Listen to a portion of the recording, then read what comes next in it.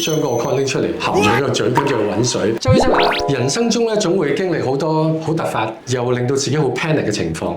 咁如果突然間你發覺自己嘅 con 甩與唔甩之間，但係又揾唔到乾淨嘅水源，因為有人曾經就係會將嗰個 con 拎出嚟，含住個嘴，跟住去揾水，或者揾水喉水去沖一沖佢。係，你覺得？我就絕對唔建議啦。係。咁啊，有隻 con 跌出嚟算數啦，因為你仲有另外一隻眼用咗先。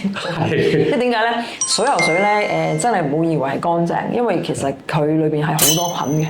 係啦，咁我哋見過一啲就係，譬如話佢戴 con 時隻手雖然洗完，但係佢可能裏邊仲有好多水喉水，咁就戴 con。咁仲有阿米巴變形蟲上眼，我哋見過嘅。咁會點？其實呢個會可以盲嘅，因為佢會個角膜潰瘍咯。咁嗰啲同埋要醫好麻煩㗎。咁所以我哋都唔建議嘅，即係有啲病人成日覺得啊嗰啲水喉水好乾淨，其實就唔係。另外一啲就可能去游水啦，係啦，又或者甚至乎有啲去山間玩，我以為啲水好乾淨，係啦，好自然、好清新，走去洗啊，走去沖涼或者即係點各項嘢都有，其實就唔建議嘅，真係。總之清潔衞生好緊要，隻眼用一世㗎。